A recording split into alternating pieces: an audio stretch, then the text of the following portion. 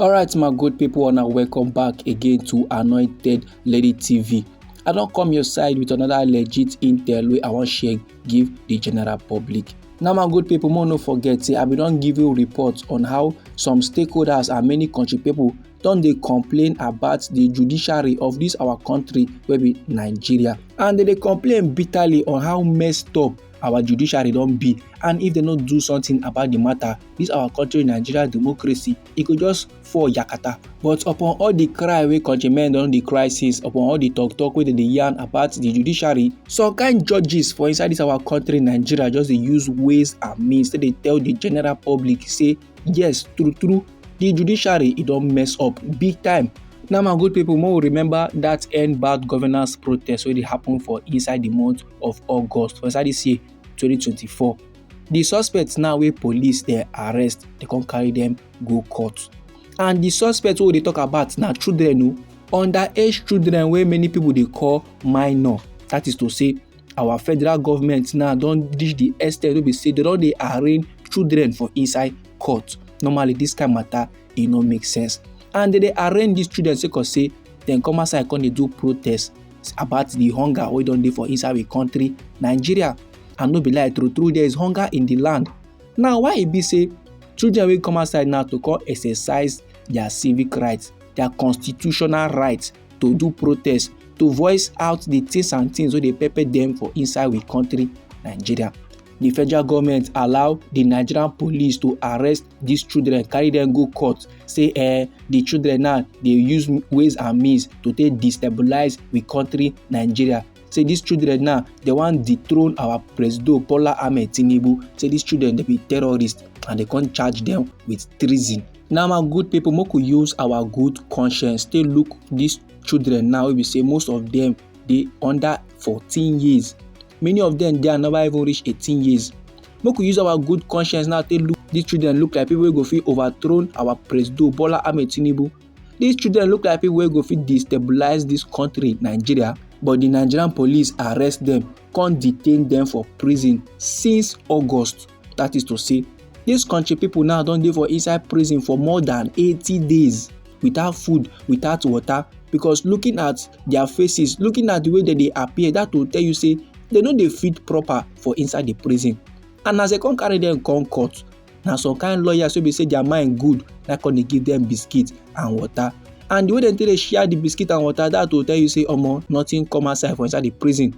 Now we come back see, even as the federal government through the police don't put these children for prison, you come back see they don't even care for their safety, they don't even care about their health, they don't even care whether these men they sick or not. Now even as 4 of these suspects come faint for inside court, the only thing wey the prosecutor fit do na to remove their names from the charges. And a big shout out to the lawyers wey dey defend these children, so because this matter e don dey go on since August. These lawyers now they no give up, thanks to them, because if to say they give up, the federal government abi the court therefore just drop these children one side, and this one side what they talk about na prison, therefore still dey there. But based on say these lawyers they no give up, they push the matter forward. Now why they come kukuma decide to arraign the children for court on Friday. Now my good people, make we look at the charges, make we look at the reasons why these children dey for court on Friday. Just because say them fly Russian flag during the protest. If you check am properly, if you go observe and say these children no know the implications of wetin them do. As the countrymen now they march, they do their protest that August, the things and things wey fit dey their mind now be say any solution is a solution, any way na way. And by so doing, they come carry Russian flag, come dey fly am for inside the country Nigeria. And nobody warn them, nobody tell them beforehand. Say if you wanna do this level, so na offense, so na treason charges be this, so they were not informed. You understand? And look at them, kwanu, na children them be. They supposed to dey school now, they learn.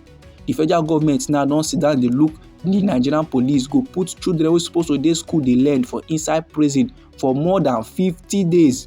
These men now don't dey for inside prison almost 100 days, because now since the month of August, now these men don't dey in detention. And even as dem dey in detention, the federal government just abandon them for there. They don't even care about their well-being. The federal government don't even care about their health, because they don't provide the necessary. They don't provide them food or even good health. Look at how the children they just dey look.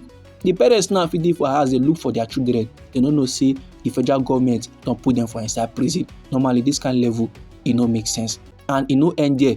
Now they come sama the children with 10 million naira bail. E come back as if our federal government now don become beggars. E come back as if the federal government wan use these children take cash out. Where the parents of these children wan see 10 million naira take on dey bail their children for this hard economy. The federal government must be aware that it is impossible for these children to be bailed at that very particular amount, and they still put am like that so that they go kuku carry the children back into prison. This kind of levels normal, e no make sense. Now tori people come dey feel as if we don see every for this matter, not knowing say this is just the beginning. Normally this matter e pain plenty people well for inside we country o. Even stakeholders too, they are not happy. All of them dey yarn say the federal government no try. How they go arraign these children now for inside court? These underage children, and they are not even taking care of them. The kind treatment wey they give them is very much inhumane. E no make sense. E no dey show good example to our democracy.